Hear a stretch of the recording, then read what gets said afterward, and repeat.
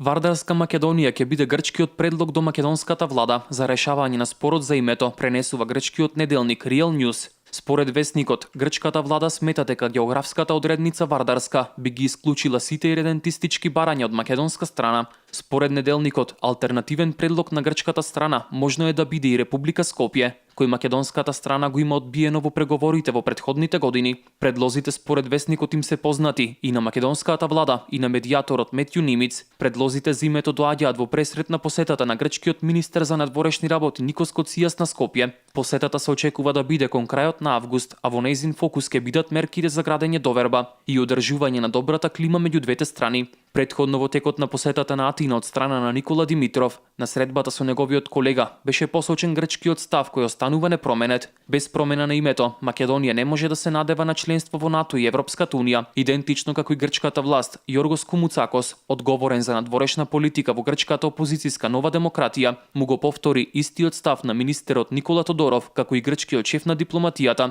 Прво наоѓање решение за името, па можно за прием во НАТО. Извори од грчката влада за весникот Real News велат дека за спорот за името суштински ќе се разговара по германските избори, бидејќи се смета дека Берлин игра клучна улога во регионот.